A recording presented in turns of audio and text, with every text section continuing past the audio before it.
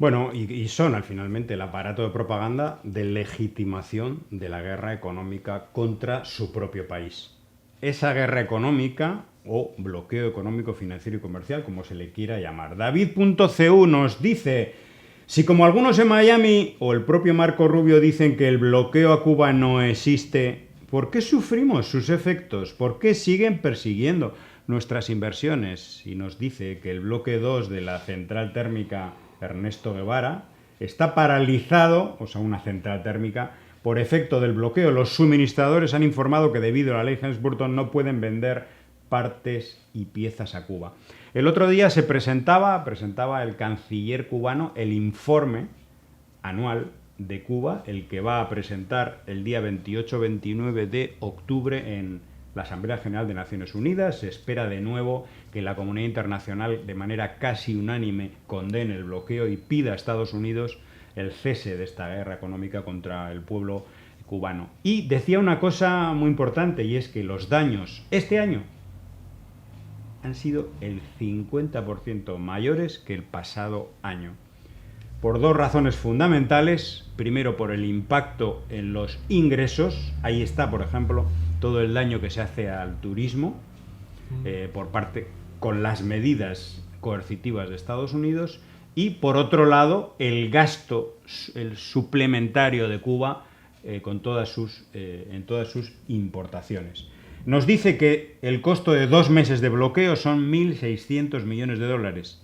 Con 2 meses de bloqueo, sin bloqueo, por ejemplo, se podría financiar la canasta familiar normada de un año. O el combustible para la electricidad también de todo un año. 16 días equivalen a todas las necesidades de los medicamentos en el cuadro básico. Él hablaba de muchísimos ejemplos de barcos que no han podido descargar combustible o trigo porque Cuba no puede hacer una transferencia bancaria, o las transferencias bancarias se bloquean una y otra vez por parte de la banca internacional temerosa de las sanciones. Y nos dice que en el año 2024 hubo más de 2.000 eventos públicos y declaraciones contra el bloqueo, más de 1.700 pronunciamientos oficiales. Y uno se pregunta, ¿y para qué sirve? ¿Qué se consigue? Bueno, evidentemente hay que hacerlo, pero ¿qué conseguimos? Cuando Estados Unidos, igual que hace Israel, le da absolutamente igual. Sabe perfectamente que está tratando de asfixiar, que asfixia, que pone una soga al cuello a millones de personas en un país y le da absolutamente igual, porque sabe que avanza, que consigue llegar a la conciencia reblandecida, vamos a decir, de mucha gente que ya no aguanta más.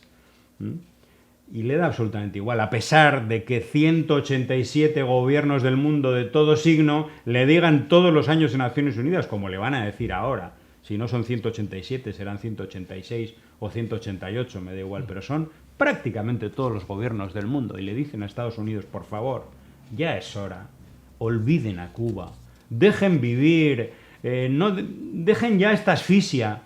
Pero luego hay anormales que te llegan a decir que no existe el bloqueo. Cuando hay 187 gobiernos del mundo, ¿qué pasa? ¿Que son idiotas?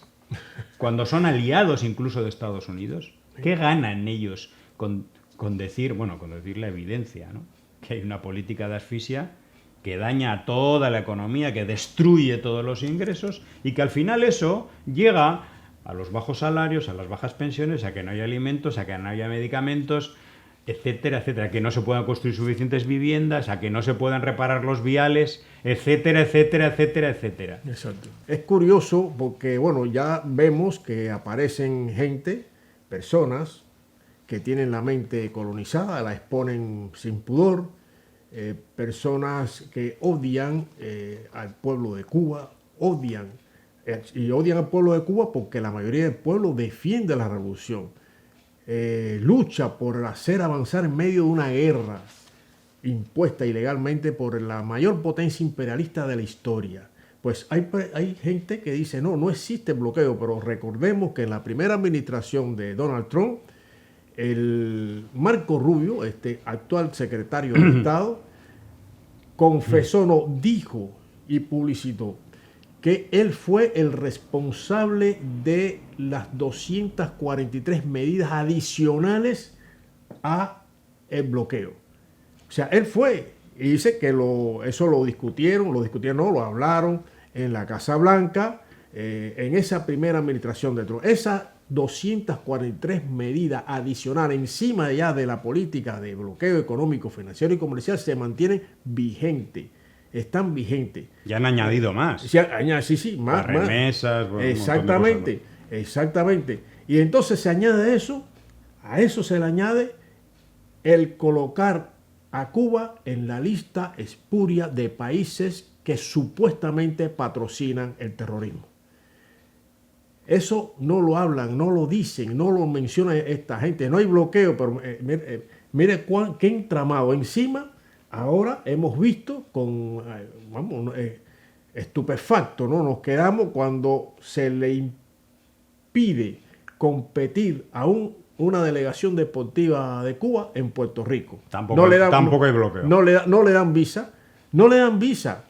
No le dan visa tampoco al equipo de béisbol, de pelota de Cuba para el evento, posiblemente no, seguro el evento en este deporte, en el béisbol, más importante de las competiciones internacionales de este deporte. O sea, el evento más importante, que será en Estados Unidos, creo que en Los Ángeles,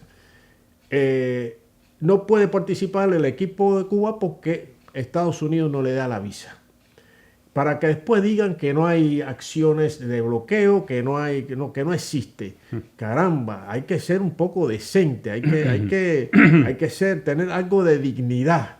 Pues no, para esta gente no, ya esta gente están con eso sometidos a las narrativas que salen de la Casa Blanca, el Departamento de Estado, de las agencias de Estados Unidos, enfocada en mantener esta guerra ilegal contra Cuba, contra el pueblo de Cuba.